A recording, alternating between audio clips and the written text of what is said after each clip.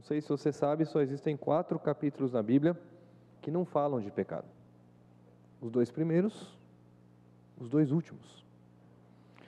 Impressionante isso, né? Em dias difíceis em que nós vivemos, nós temos a tendência de olhar muito para o presente, para a situação e para o problema inerente, para a situação presente que nós vivemos. E quando eu fui desafiado a falar sobre esses 2 capítulos, e eu passei a voltar a eles com mais cuidado, é interessante ver como ele nos ajuda a viver hoje. Pensar no futuro, pensar nas certezas que o Senhor tem para nós, nos ajuda a viver uma vida mais piedosa e mais tranquila hoje. Isso não quer dizer que os problemas diminuirão, isso não quer dizer que a situação mudará, isso quer dizer que a certeza que nós temos, que o Senhor já nos deu, nos ajudará a pensar sobre isso. E é sobre isso que eu queria falar hoje à noite. Falar sobre a certeza que o Senhor nos tem, apresentada no livro de Apocalipse, nos dando esperança para viver o dia de hoje. Eu penso que hoje, os dias que nós vivemos hoje, é muito parecido com a síndrome do WhatsApp, né? Você já andou na rua? Todo mundo anda assim, né? Quase se trombando. Outro dia estava lá na escola, no seminário, 3 meninas sentadas no sofá, e as 3 com o celular na mão. Eu olhei para elas e falei, vocês estão conversando? Altos papos aqui, olhando para o presente. Quando nós olhamos para o livro de Apocalipse, capítulos 21 e 22, e esse texto que eu queria que nós nos detivéssemos hoje, são 2 capítulos relativamente grandes, e nós passaremos brevemente por eles, tá? Não dará para falar todos os detalhes que estão expostos aqui, mas dará para olhar para as verdades que aqui são apresentadas, e como eu falei no começo, verdades do futuro que o Senhor já nos revelou, nos ajudam a viver o dia de hoje. E é interessante, é algo que eu pensava enquanto estudava isso, e até conversei em casa com a minha esposa, quão pouco a gente pensa no céu. Não é verdade? Se é para lá que nós vamos, talvez deveríamos pensar mais. E talvez deveríamos conhecer mais sobre aquilo que a própria palavra de Deus revelou. E esses 2 capítulos falam muito sobre essa certeza futura que o crente terá do Senhor. Eu gostaria de ler os 2 capítulos. Eles são grandes, mas eu vou lê-los, nós leremos juntos, e depois eu falarei sobre 2 promessas, 2 certezas que o Senhor nos dá aqui, e pensando nas implicações que ela nos oferece. Só para ter um panorama, o livro de Apocalipse, eu acho que vocês já estudaram nos 2 outros cultos, né? Ele apresenta então os grandes dilemas do futuro. A primeira parte ele vai falar sobre algumas igrejas contemporâneas do apóstolo João, e ele apresenta os problemas daquela igreja. A partir do capítulo 4 até o capítulo 19, a segunda metade do livro, a grande metade onde ele vai falar da tribulação, da grande tribulação e do reino milenar. Capítulo 20 fala mais especificamente do reino milenar. E os 2 últimos capítulos, que é o que a gente vai ver agora, falam sobre o estado eterno, ou a eternidade ao lado do Senhor. Vamos ler esse texto. Eu vou começar lendo o primeiro versículo, e depois, aleatoriamente, cada um pode ler um versículo, tudo bem? Vi o novo céu e a nova terra, pois o primeiro céu e a primeira terra passaram, e o mar já não existe. Versículo 2. Deus descia do céu, adereçada como uma esposa ataviada para o seu marido. Isso. Eu ouvi uma grande voz vinda do trono, e agora o tabernáculo de Deus está com o homem. Deus habitará com eles, e eles serão o seu povo, e o próprio Deus estará com eles, e será o seu Deus. Chorará nos olhos toda lágrima, e a morte já não existirá. Já não haverá luto, nem pranto, nem dor, porque as primeiras coisas passaram. E o que estava sentado sobre o trono disse: Eis que faço nova todas as coisas. E disse-me: escreve, porque estas palavras são verdadeiras e fiéis. Disse-me ainda: tudo está feito, eu sou o Alfa e o Ômega, o princípio e o fim. Eu, quem vencer, darei graça da fonte da água da vida. Quem vencer, dará todas as coisas. Eu serei seu Deus, e ele será meu. Mas os covardes, os incrédulos, os depravados, os assassinos, os que cometem imoralidade sexual, os que praticam feitiçaria, os idólatras e todos os mentirosos, o lugar deles será no lago de fogo, que arde como enxofre. Esta é a segunda morte. Então,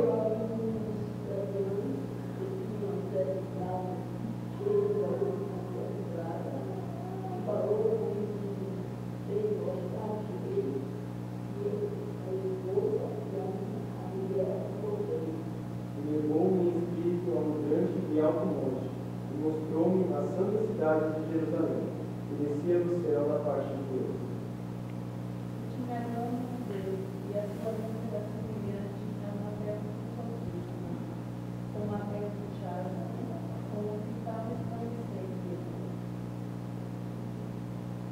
Tinha grande e alta muralha, 12 portas, e junto às portas 12 anjos, e sobre elas são os nomes das 12 tribos de Israel. Meio porta se achava a leste, ao norte, ao sul, ao oeste. A muralha da cidade tinha 12 fundamentos, e estavam sobre estes os 12 nomes dos 12 apóstolos do Cordeiro.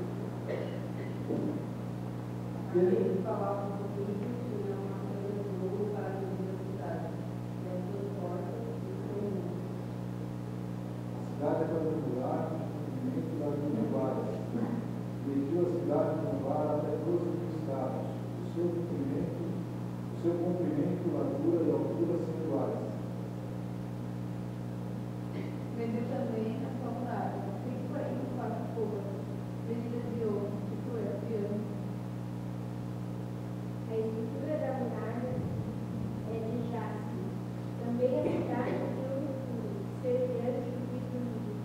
Os fundamentos do muro da cidade estavam adornados de toda a pedra preciosa. O primeiro fundamento era jaspe, o segundo safira, o terceiro calcedônio, o quarto esmeralda.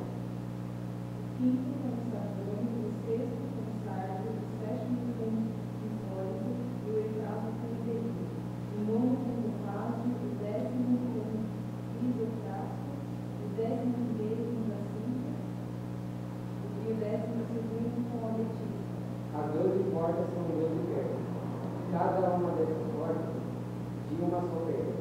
A prata da cidade de ouro puro, como o vinho que eu falei. Nela não vi santuário, porque o seu santuário é o Senhor, a cidade não precisa nem do sol, nem da lua para dar claridade, pois a glória de Deus a iluminou, e o Cordeiro é a sua lâmpada. As nações andarão à sua luz, os reis da terra trarão para ela a sua glória e honra. As suas portas nunca, jamais se fecharão de dia, e nela não haverá noite. E lhe trarão a glória e a honra das nações. Nela nunca jamais penetrará coisa alguma contaminada, nem o que pratica a abominação mentira, mas somente os inscritos no livro da vida do Cordeiro. E mostrou-me o rio puro da água da vida, claro como cristal, que procedia do trono de Deus e do Cordeiro. No meio da sua praça, e de um e de outro lado do rio,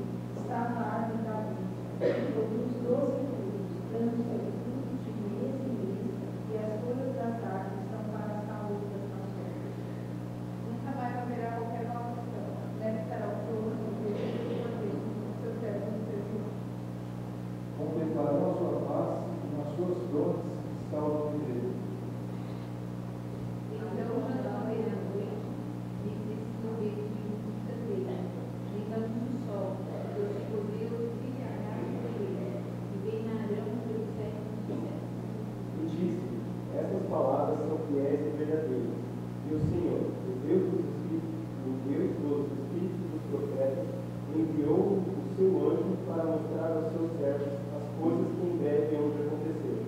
Desde dizendo, sem demora, bem-aventurado aquele que cuidar das palavras. Pode ser até aqui. O final, o capítulo, versículo 8 até o 20 é a conclusão do livro. Para que nós tenhamos uma ideia do que acabamos de ler aqui, há duas descrições aqui. A primeira sobre um novo céu e uma nova terra, que ele descreve dos versículos de 1 a 8. Nós falaremos um pouquinho sobre isso. E de uma nova cidade, a Nova Jerusalém, que é a descrição maior do texto, que vai do versículo 9 até o capítulo 22, versículo 5. Quando ele fala bastante dessa cidade, é interessante algumas coisas nós vermos aqui. Só algumas coisas a títulos de curiosidade. Você tem noção do tamanho dessa cidade? Qual é a maior cidade que você conhece? São Paulo. Ok. Sabe qual o tamanho da Nova Jerusalém? Nova Jerusalém tem 2.200 quilômetros de largura, 2.200 quilômetros de comprimento, 2.200 quilômetros assim, é um quadrado. 2.200 quilômetros, para você ter uma ideia, no mapa do Brasil, vai daqui até o Alagoas. Tá? Da Alagoas para Ji-Paraná. Ji-Paraná, você desce no Uruguai. Corta um pouquinho ali para onde ele foi e volta para São Paulo. Isso é a Nova Jerusalém, só a cidade que tem descrito aqui. Tá? Impressionante isso aqui. Quando a gente ouve aqui uma cidade e está aqui em côvado, né, medidas, a gente não tem noção. Eu fui atrás hoje e falei 2.200 quilômetros, é bastante coisa. Eu sei que daqui é algum lugar no norte, nordeste. Aí eu fui no mapa, Google Maps, né? Até chegar em 2.200. É grande pra caramba. Essa é a Nova Jerusalém que é descrita aqui. E os detalhes das descrições da Nova Jerusalém, as pedras preciosas, as pérolas e assim por diante, muitas dessas pedras não são conhecidas de nós. Elas eram conhecidas do apóstolo João e dos seus dias, e muito do que ele está descrevendo aqui é da beleza dessa cidade, da grandiosidade dessa cidade. É esse local que nos espera. Mas além dessa cidade, é importante nós lembrarmos que ela está inserida num novo espaço físico chamado Novo Céu e Nova Terra. O profeta Isaías, no livro dele, no capítulo 65, versículo 17, já havia falado sobre esse novo sistema, essa nova criação de Deus. Tá? Isaías 65, 17 diz: pois eis que eu crio novos céus e nova terra, não haverá lembrança das coisas passadas, jamais haverá memória delas. E no capítulo 66, versículo 22 de Isaías: porque os novos céus e a nova terra que hei de fazer estarão diante de mim. Isaías já havia proferido e agora João está descrevendo o local para onde nós vamos. Eu falei que eu falaria hoje sobre duas promessas. A primeira promessa é esse local da eternidade onde nós passaremos. Quando a Bíblia fala do estado eterno, ela está falando de um local físico onde todo aquele que um dia entregou sua vida a Cristo passará a eternidade ao lado do Senhor. O primeiro local descrito, não com muitos detalhes, é esse novo céu e a nova terra. O novo céu e a nova terra é o local de comunhão eterna dos santos com o Senhor. A primeira certeza que o livro de Apocalipse vai nos apresentar nesse capítulo aqui é que esse local é o local de habitação do Senhor eterna com os salvos. Em vários momentos nesse capítulo 21 e no 22, ele diz que o Senhor estará presente. Olhem lá, capítulo 21, versículo 3. Eis o tabernáculo de Deus com os homens, Deus habitará com eles. Ao longo de todas as Escrituras, nós vemos várias passagens onde se fala da habitação de Deus com os homens. A primeira delas era lá no Jardim do Éden, antes do pecado, quando Deus andava, onde Deus mantinha uma certa comunhão com o homem, com Adão e com Eva. Devido ao pecado, essa comunhão foi partida, essa comunhão foi quebrada. E a partir daí, essa habitação do Senhor, ela passou a ser temporária. A próxima descrição onde isso vai acontecer é o tabernáculo. A construção do tabernáculo, descrita em Êxodo 25 até o final do capítulo 40, fala sobre essa habitação, que o Senhor habitaria ali. E nós sabemos, pela descrição do tabernáculo, que ninguém poderia entrar na presença de Deus. Lembram-se? 2 homens tentaram, os filhos de Arão, Nadab e Abiú. E o que aconteceu com eles? Morreram. Ninguém poderia estar na presença de Deus por causa, não de Deus, por causa do homem. A pecaminosidade humana o afastava de Deus e o impedia de estar presente. Depois vem o templo, a construção do templo e Deus habitando no meio do seu povo no templo. Isso vai até os profetas, quando lá Ezequiel diz que Israel andou tão longe do Senhor que a glória do Senhor foi embora, partiu. A maior presença do Senhor que nós temos é o Senhor Jesus quando esteve na terra.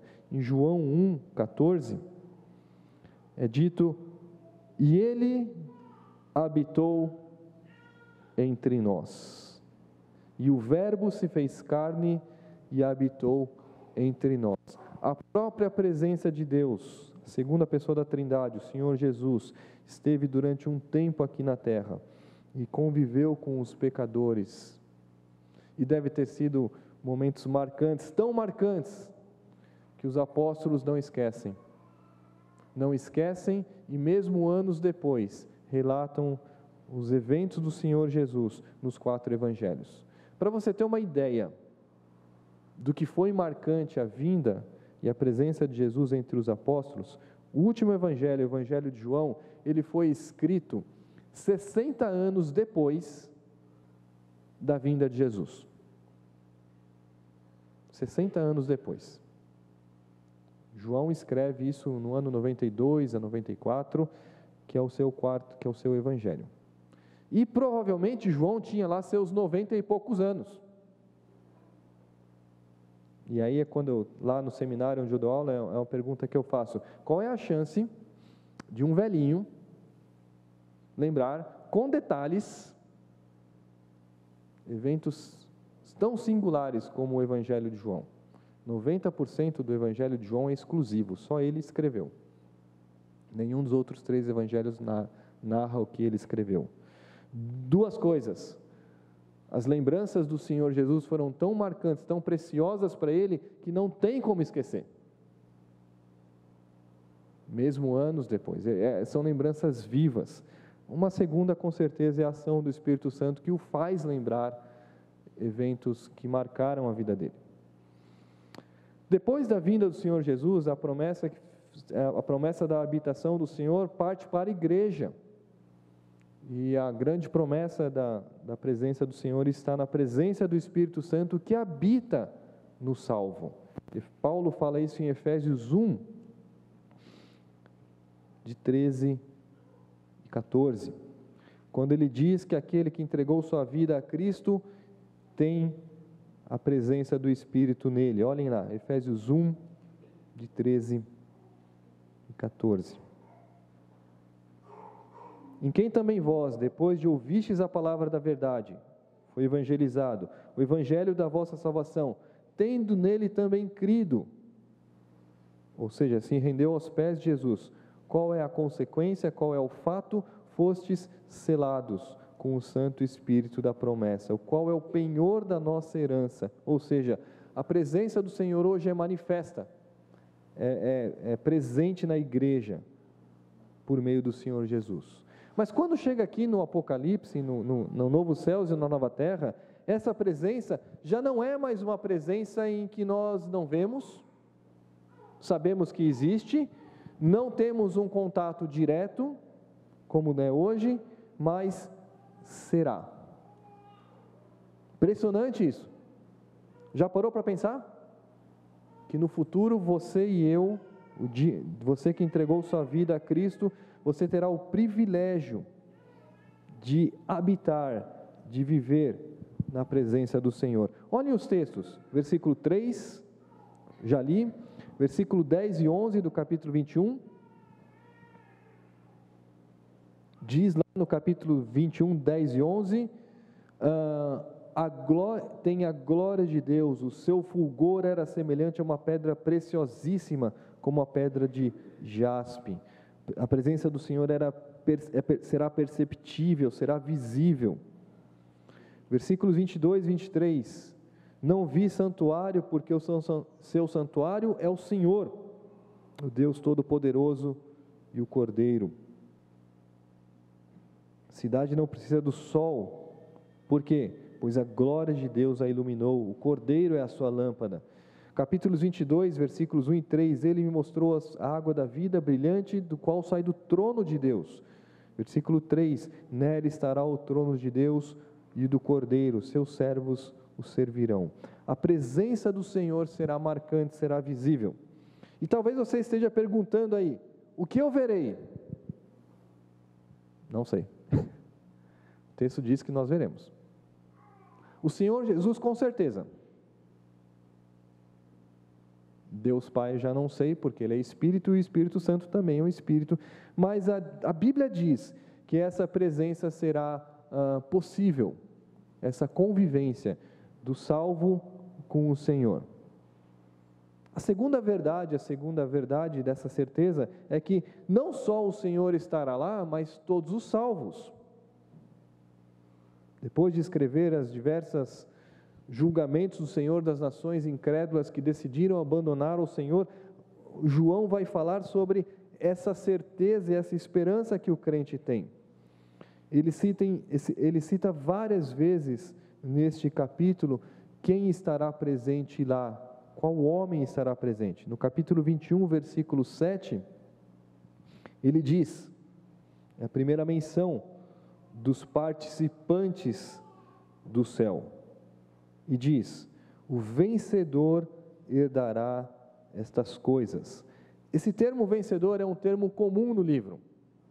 Ele foi usado várias vezes nas cartas endereçadas às igrejas, como por exemplo no capítulo 2, versículo 7. Olhem lá. A gente vai fuçar bastante na Bíblia hoje à noite, tá?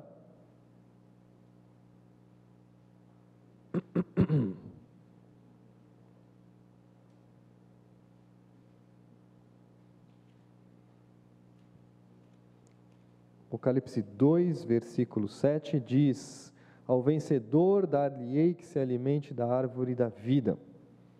Depois o versículo 11 de novo, o vencedor de modo nenhum sofrerá dano. Versículo 17, ao vencedor dar-lhe-ei o maná escondido. 26, ao vencedor que guardar até o fim as minhas obras, lhe darei autoridade. E assim por diante. Várias vezes no livro de Apocalipse, ele vai citar o vencedor. Quem é o vencedor? Não, é o crente. Agora, não é porque o crente fez alguma coisa, é porque o Senhor fez por ele. A grande vitória que nós temos já foi conquistada pelo Senhor Jesus. Não depende do homem, necessariamente. E isso é a alegria de estar no céu. Eu estarei na presença do Senhor porque Cristo morreu por mim. O salvo estará na presença do Senhor.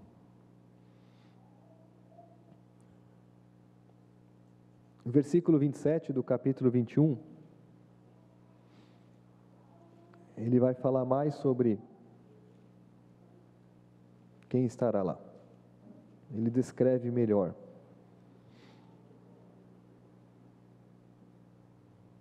Olhem lá. Nela nunca jamais penetrará coisa alguma contaminada, nem o que pratica abominação e mentira, mas somente os inscritos no livro da vida. Somente aqueles que têm o nome arrolado pelo Senhor, aqueles que foram escolhidos e estarão ali. Esse termo foi usado positivamente aqui para falar daqueles que estarão no céu e negativamente no capítulo 20, versículo 15, para aqueles que serão lançados no inferno. E se alguém não foi achado inscrito no livro da vida, esse foi lançado para dentro do lago de fogo. Ou seja, há uma distinção aqui. No mundo evangélico odierno de hoje, onde pouco se fala do céu e do inferno, a Bíblia faz uma afirmação contundente: existe. Existe. Existe. E há uma certeza. Não é se, é quando. Isso acontecerá. E os participantes do céu são aqueles que um dia renderam sua vida a Cristo. Pedro disse isso, em 1 de Pedro 1, 18 a 19, quando ele fala sobre a nossa garantia na eternidade, ele fala sobre isso. 1 de Pedro, primeira carta de Pedro, versículos 1, 18 e 19.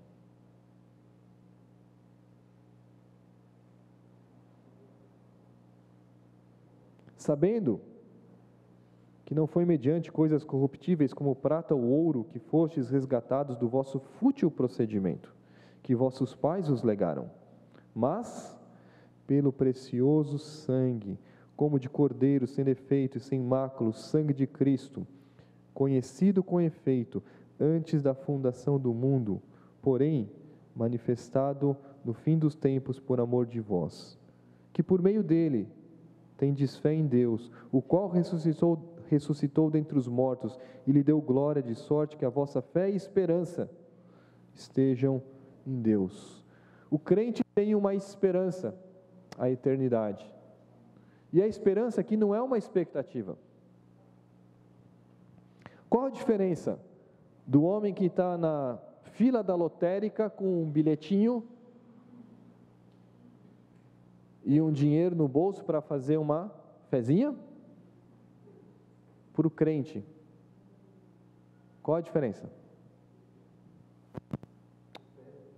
Um tem uma expectativa, certo? Mas não tem uma certeza. Ele tem uma grande expectativa de ganhar. E ele faz planos. Meu pai não era crente, e eu me lembro de ele semanalmente, ele tinha até um caderninho, ele anotava todos os números semanalmente que ele jogava, tinha um caderninho. E ele tinha uma expectativa de um dia ganhar. Nunca ganhou. O crente tem uma certeza: o céu. E é isso que o apóstolo João quer que nós lembremos, que nós temos uma certeza. Aquele que um dia entregou sua vida a Cristo tem uma certeza: o seu nome está escrito no livro da vida. Você passará a eternidade ao lado do Senhor. No capítulo 22, versículo 14, ele fala de novo dos participantes.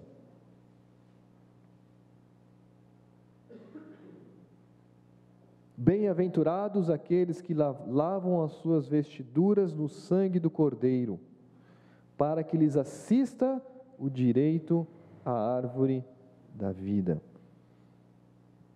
Quando nós estivermos na presença do Senhor, nós só temos uma resposta a dar: Senhor, eu estou aqui por causa de Cristo. Essa é a esperança dos novos céus e da nova terra. A presença do Senhor e a comunhão que nós manteremos com o Senhor. Essa promessa nos diz também sobre como será a nossa vida no céu.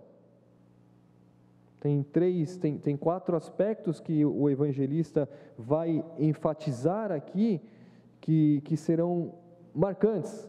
A primeira delas, no capítulo 21, versículo 7, fala que o nosso relacionamento que nós teremos com o Senhor no céu será um relacionamento de pai e de filho. Ao vencedor herdará essas coisas, e eu lhe serei Deus, e ele me será filho. É claro que nós precisamos entender essa dinâmica do relacionamento pai e filho pela dinâmica que a Bíblia apresenta de um relacionamento pai e filho. Um pai ama o seu filho, e um pai piedoso, ele amará o seu filho, e ele tem que levar o seu filho para próximo de Deus. Eu quero tornar meu filho piedoso. E para isso, ele aplicará tudo o que é necessário para que seu filho se aproxime de Deus. Em alguns momentos precisará de disciplina. É o que Provérbios ensina. E Deus, como nos ama, faz isso. Hebreus 12. Deus disciplina a quem ama. Em outros momentos, o pai amoroso acolhe seu filho com consolo. E assim por diante. No céu, esse relacionamento permanece, mas sem a disciplina. Por quê? Não haverá pecado. Nós falaremos disso daqui a pouco. Esse relacionamento será marcado, um relacionamento filial, de submissão, de amor, de relacionamento. É interessante, quem é pai aqui sabe o que eu posso falar aqui, é aquele relacionamento de intimidade. O pai conhece seu filho, não é verdade? Um pai conhece o seu filho. Um pai sabe quando o filho está mentindo, um pai sabe quando o filho está com medo, o pai sabe quando o filho está inseguro, o pai sabe quando o filho está alegre, o pai sabe o que o filho gosta, o que o filho não gosta. Essa ideia aqui. Há um relacionamento de intimidade. Mas não será só isso. No capítulo 22, versículos 3 e 4, fala que esse privilégio de estar com o Senhor será marcado também por um privilégio de servir ao Senhor. Olhem lá. Nela estará o trono de Deus, eu estou no 22, versículo 3, e do Cordeiro, os servos o servirão. Uma outra característica que a Bíblia apresenta do que nós faremos no céu é servir ao Senhor. Como? Não sei. De alguma forma nós serviremos ao Senhor como talvez nós fazemos aqui. Enquanto estudava para preparar essa mensagem, eu gostei do que eu li. Se nós já temos uma alegria tremenda de servir ao Senhor aqui na terra, e esse serviço é tremendamente imperfeito, porque é maculado pelo pecado, né? Nós pecamos, nós somos imperfeitos. Quão melhor será poder servir ao Senhor sem pecado? Não é verdade? Se eu já sirvo ao Senhor, e se isso já é um ato de graça, poder servir ao Senhor, como é o próprio mote do Senhor Jesus, quando Ele disse lá em Marcos 10, quando Ele queria instruir os seus discípulos, abram lá, por favor.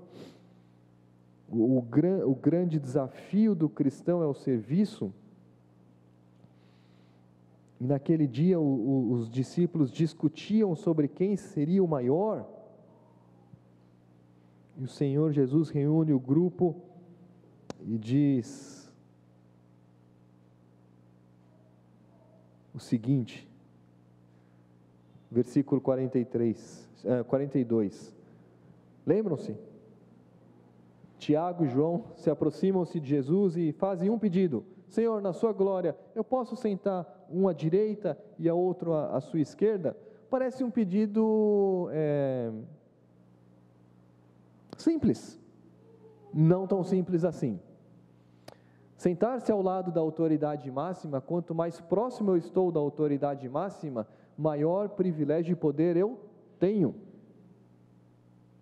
É isso que eles queriam. Eu quero sentar ao seu lado. Pode? O Senhor ouve aquilo e percebe, vocês não entenderam nada, né? E aí ele pergunta: vocês podem serem batizados com o batismo com que eu serei batizado e tomar o cálice que eu tomarei? Aí na total doideira deles: podemos? Não, vocês não podem.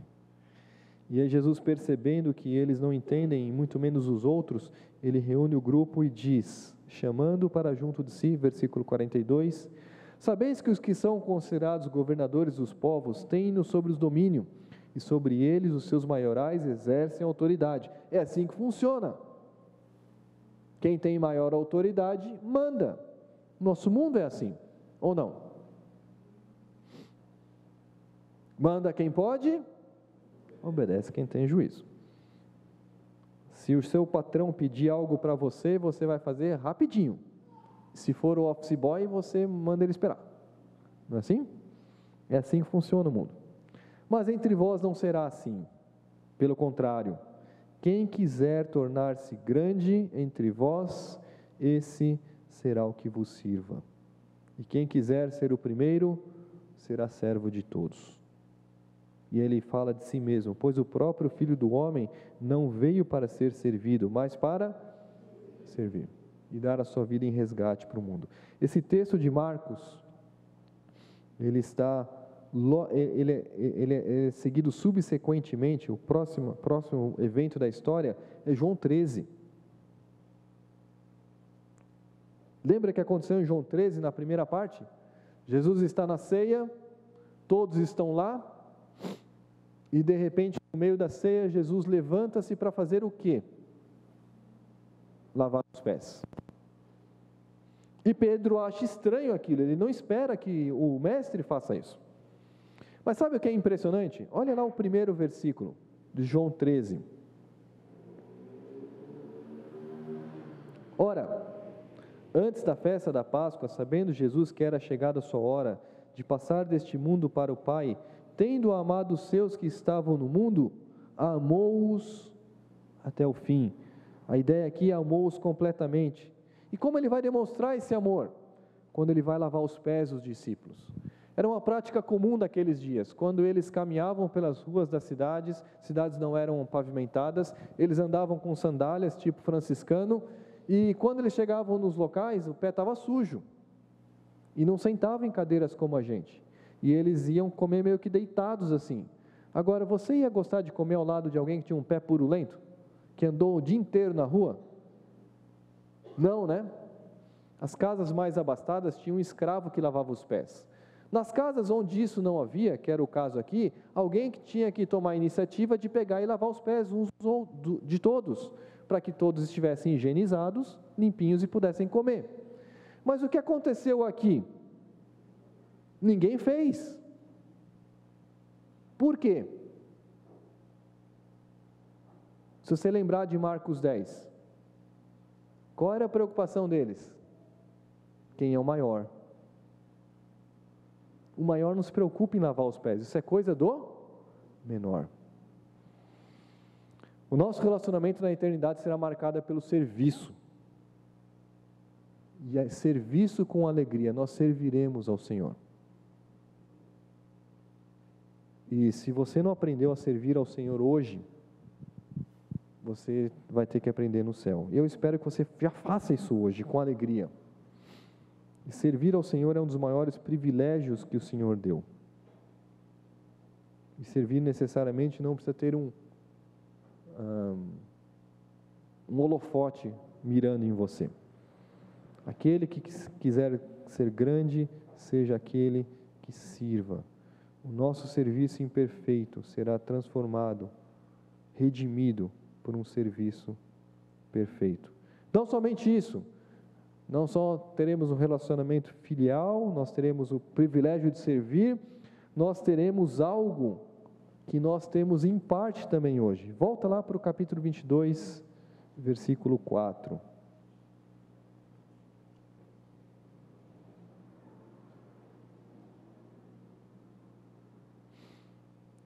Diz assim: os seus servos o servirão, versículo 3, né?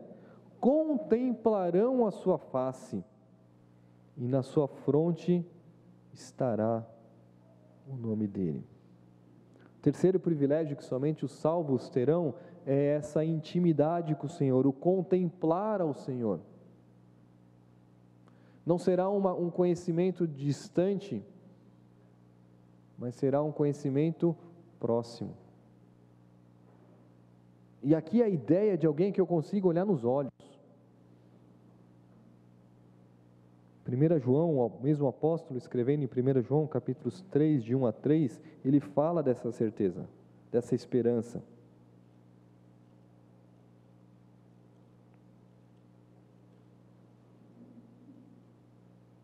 Olha o que ele escreveu. 1 João 3, de 1 a 3.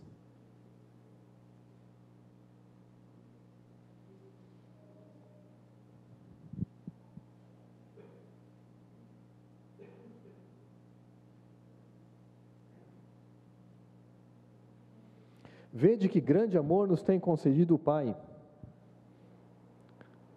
Qual é esse amor? A ponto de sermos chamados filhos de Deus. Se de fato somos filhos de Deus, por essa razão o mundo não nos conhece, porquanto não conheceu Ele mesmo. Então, quando nós somos questionados, quando nós somos desprezados, quando há deboche, quando há um certo desprezo para com o cristão, saiba que isso é uma verdade, porque o mundo não conhece a Deus. João 15 fala disso. Se o mundo vos odeia, sabe que antes de tudo me odiou a mim. E ele continua: amados, agora somos filhos de Deus e ainda não se manifestou o que haveremos de ser. É aquilo que ele está falando lá no capítulo 21 e 22 de Apocalipse. Sabemos que, quando ele se manifestar, seremos semelhantes a ele. Ou seja, nós teremos um corpo transformado. Por quê? Haveremos de vê-lo como ele é. E aí ele fala uma realidade que deveria ser marcada: e assim mesmo se purifica todo aquele que tem esta esperança, essa certeza, assim como ele é puro. Ou seja, sabendo que um dia eu estarei na presença do Senhor, desfrutando da intimidade do Senhor, o que eu faço hoje? Eu me preparo para estar na presença do Senhor. Por isso que a Bíblia vai citar várias vezes a igreja como uma noiva. É claro que quando Paulo e quando João escrevem sobre a noiva, não tinha o conceito de noiva do século 21 do Brasil, né? O dia da noiva, que a moça se prepara lá, se embeleza, gasta dinheiro pra caramba, não é assim? Mas sempre que há uma noiva, em qualquer momento da história, a noiva se prepara. Eu nunca vi uma noiva entrar num casamento de jeans, calça rasgada, né? Não tomou banho. Já pensou? O noivo ia olhar e... hã? A noiva se prepara por encontro do noivo. Essa é a ideia. Essa é a ideia. O crente se prepara para aquele momento em que futuramente ele terá comunhão com o Senhor. Ou seja, nós já descobrimos que teremos intimidade com o Senhor, estaremos ao lado do Senhor, esse relacionamento de filho será mais próximo, serviremos ao Senhor, teremos intimidade com o Senhor. E uma quarta coisa, voltando para Apocalipse capítulo 22, versículo 5, nos diz que não somente isso, diz ali, no final do versículo 5, e reinarão pelos séculos dos séculos. Essa é uma frase que vários comentaristas têm tentado debater sobre o que significaria isso. Qual será o papel do crente, do salvo na ressurreição e no novo céu e na nova terra? Se o Senhor é o rei, e realmente ele é o rei, o que João quer dizer sobre essa questão de reinar? Eu vou oferecer aqui uma proposta que talvez se encaixe com toda a teologia da Bíblia. A ideia do novo céu e da nova terra é uma restauração para o princípio inicial que o Senhor criou o homem, lá no jardim. Isso só será possível agora por causa da obra de Cristo. Mas voltando lá para Gênesis, quando fala da criação do homem, lá foi deixado um legado ou um papel para o homem.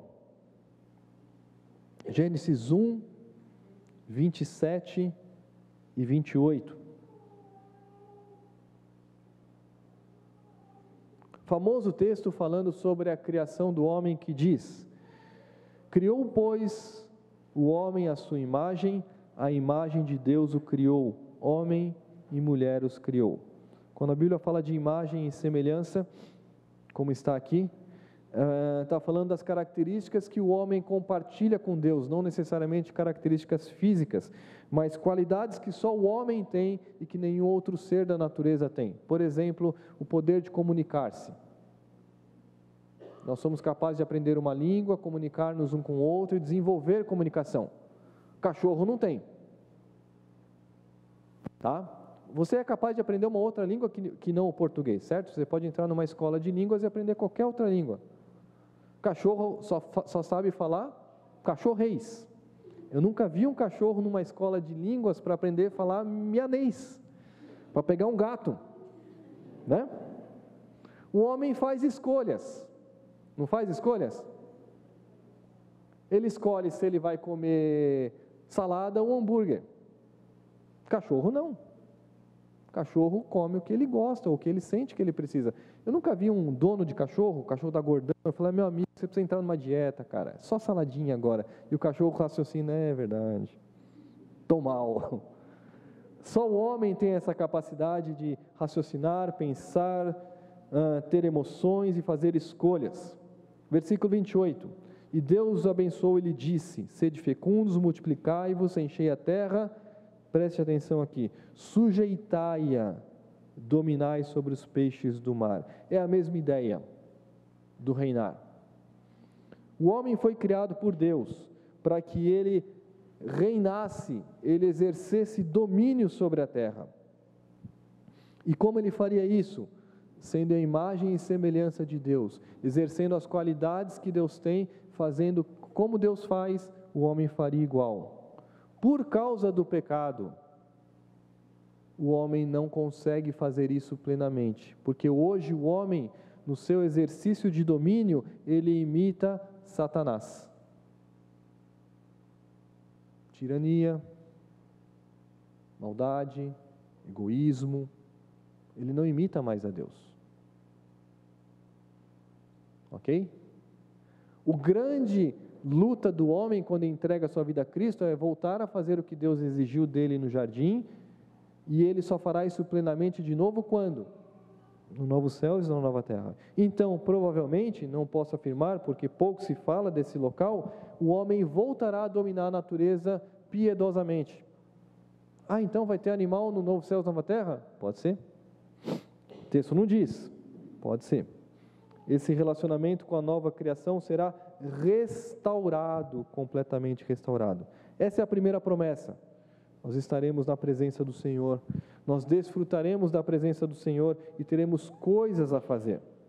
A segunda grande promessa é que o novo céu e a nova terra é um local totalmente único,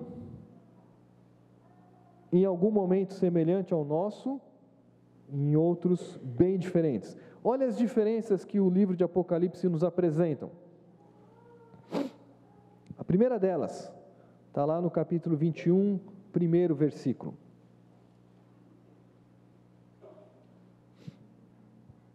A primeira delas é que não existirá mais, como existe hoje, em 2/3 da terra, o mar. Ah, então não vai ter mais praia?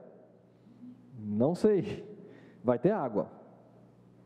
Porque o capítulo 22 fala de um rio. Mas a terra, na forma como nós conhecemos hoje, com as grandes distâncias e diferenças que nos separam, não existirá mais. O mar dominando a terra não existirá mais. Ainda no versículos 23 e 24, é dito que não haverá mais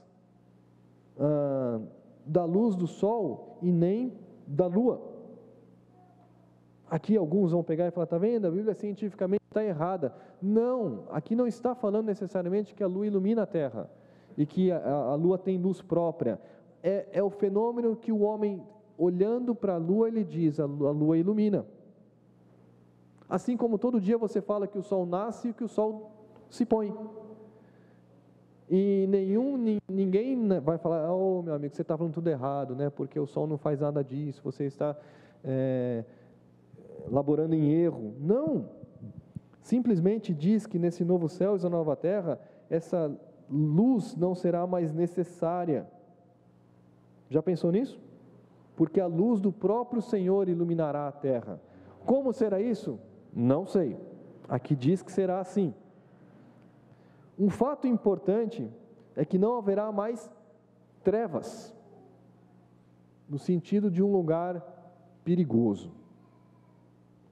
Cheguei aqui na igreja mais cedo, parei o carro, logo a pouco minha esposa me liga e falou: você parou o carro num lugar seguro? Falei: querida, parei, o que vai acontecer eu não sei. É bem iluminado? É, né? Faz parte, isso no céu não será problema. Versículo 25: as portas nunca jamais se fecharão, não haverá mais limitação de acesso ao Senhor, como hoje há. Versículo 27: não haverá nada de mal na nova criação, não haverá nada contaminado, nem pessoas e nem seres malignos. Aquilo que nos rodeia hoje, que nos cerca tanto de pessoas más quanto até nós mesmos, no céu não haverá. O novo céu tem uma nova configuração. No novo céu e na nova terra, não teremos os problemas que tantos nos afligem. Versículos 21, capítulo 21, versículo 4. E lhes enxugará dos olhos toda a lágrima. Aqui ele não está dizendo que nós teremos sofrimento e lembranças das coisas que passamos aqui. Aqui ele está dizendo que isso não mais haverá. Por quê? A morte já não existirá. Já não haverá luto, nem pranto, nem dor. Já pensaram nisso? Uma das coisas mais difíceis que nós temos que enfrentar nessa vida é participar de um luto, de um velório. Uma das coisas mais difíceis. O texto diz que na eternidade isso não será mais possível. O que mais ele nos promete? No novo céu e na nova terra, nós desfrutaremos da graça abundante do Senhor. Versículo 6. Quem tem sede, darei de graça da fonte da água da vida. É interessante que essa é uma promessa que já havia sido feita pelo Senhor Jesus à mulher samaritana, por exemplo. Enquanto hoje nós desfrutamos disso parcialmente, na eternidade nós desfrutaremos disso plenamente. No céu nós desfrutaremos da abundante graça do Senhor. Ainda no próximo capítulo 22, de 1 a 3, ele diz: me mostrou o rio da água da vida, brilhante como cristal, que sai do trono de Deus. E aí diz no versículo 3: nunca haverá qualquer maldição. Qual maldição? A maldição que está descrita em Gênesis 3, 17 e 18. Por causa do que fizeste, maldita é a terra. No suor do teu rosto trabalharás, não é isso? Isso não haverá no céu. O trabalho será um privilégio, servir ao Senhor será um privilégio. E ele fala mais aí, no versículo 2: no meio da praça, de uma outra margem do rio, está a árvore da vida. Alguns comentaristas dizem que é mais de uma árvore, não sabemos. Que produz 12 frutos, dando seu fruto mês a mês, e as folhas da árvore são para a cura dos povos. E aí você pode perguntar: cura no céu? Mas se não vai ter mais doença, morte, luto, do que ele tem falado aqui? A palavra cura aqui necessariamente não é cura de uma doença ou de um problema, mas a palavra foi usada, é a mesma palavra que nós usamos para terapia ou fins terapêuticos. Talvez a ideia que João queira trazer para nós aqui é que essas folhas destas árvores nos trarão deleite, alegria, aquilo que traz prazer para o salvo, e não necessariamente uma cura de algum problema. porque isso não será mais uma situação. Fantástico, né, queridos? Bom pensar no céu. Bom pensar no céu. Há uma mulher que ainda vive, Joni Eareckson, é uma americana. A história dela é impressionante. Com 17 anos, essa moça, ela era uma atleta. E ela resolveu, um dia estava com seus amigos, ela resolveu pular num lago. Nadar. Dar um simples mergulho. E quando ela mergulhou, ela não sabia que no fundo daquele lago tinham pedras. E ela bateu e fraturou a coluna cervical. E com isso ela ficou tetraplégica. E durante anos ela lutou com: por que Deus fez isso comigo? Por que Deus permitiu que eu, na minha juventude, podendo desfrutar de tanto da vida, ficasse tetraplégica? E ela lutou mesmo. Teve que aprender muitas coisas que nós nunca passamos. E os anos foram passando e Joni foi crescendo e foi aprendendo como o Senhor era bom para com ela. Hoje ela deve ter uns 70 anos. Essa história, quando ela pulou no lago, ela foi em 1967. E anos atrás ela estava num programa de TV americano, sendo entrevistada por um homem chamado Larry King, que é um agnóstico, um judeu agnóstico, um homem que não crê em Deus, falando sobre o que ela faz hoje. Ela tem um ministério em que ela acolhe pessoas tetraplégicas e ela evangeliza e ela provê o que é necessário para essas pessoas. Uma hora aquele homem pergunta assim para ela, e ela sorrindo. O máximo que ela faz hoje é mexer isso aqui, ó. E ela mexe o rosto. Só isso que ela faz. E ele perguntou assim para ela: eu não entendo como você, com todas as suas debilidades, consegue sorrir. E aquela mulher disse para aquele homem que não crê em Deus: é verdade, é difícil. Tem dias difíceis para mim, mas eu não posso deixar de sorrir quando Deus provê para mim uma pessoa que diariamente vem e me levanta da cama, escova os meus cabelos, escova os meus dentes, e uma outra pessoa que preparou a minha comida, uma pessoa que me veste e cuida de mim. Eu não posso deixar de sorrir quando eu tenho certeza que um dia eu voltarei a andar no céu com o Senhor. Paulo disse em Romanos, e eu queria terminar com esse texto.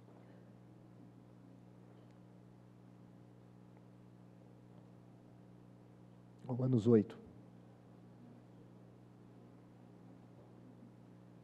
18. Onde Paulo faz um link entre os dias que vivemos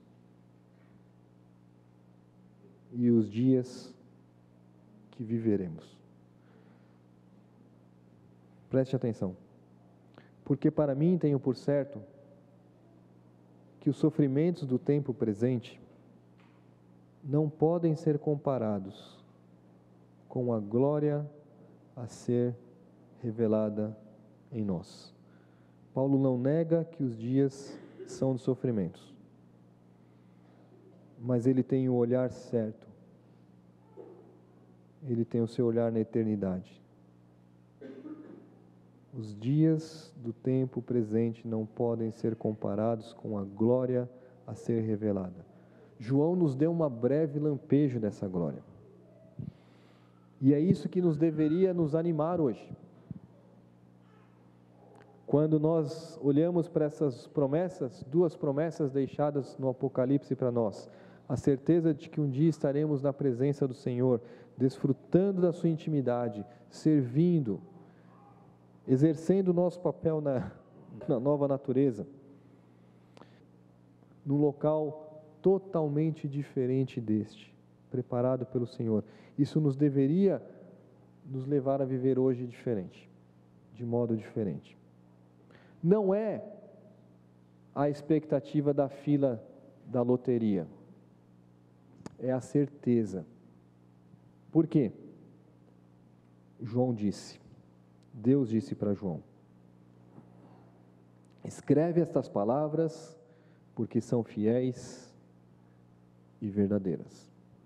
Nós estaremos na presença do Senhor. E o relógio está andando. E pela graça de Deus, isso pode ser hoje à noite. E isso nos deveria animar a viver. A maior alegria que eu tenho é saber que se eu morrer agora, eu já estou na presença do Senhor. E um dia desfrutarei desse local físico preparado pelo Senhor. Vamos orar? Pontuais que vivemos no Brasil, de incertezas, inseguranças que o mundo nos oferece. Mas assim como o Senhor sempre foi ao longo da história, o Senhor nunca nos desamparou. E saber que o Senhor preparou este local na eternidade para nós, nos dá a segurança de que hoje nós não estamos abandonados, que nós não estamos jogados ao léu, à sorte, na mão de um homem, na mão de um governo, na mão de uma pessoa, mas estamos na Tua mão. Nos ajude a passar pelos dias que passamos, nos ajude a ter compaixão daqueles que precisam, a aprender a viver esses dias com a alegria que somente o Senhor pode nos oferecer. Caminhando, passo a passo, para a eternidade ao lado de Ti. Nós oramos assim em nome de Jesus. Amém.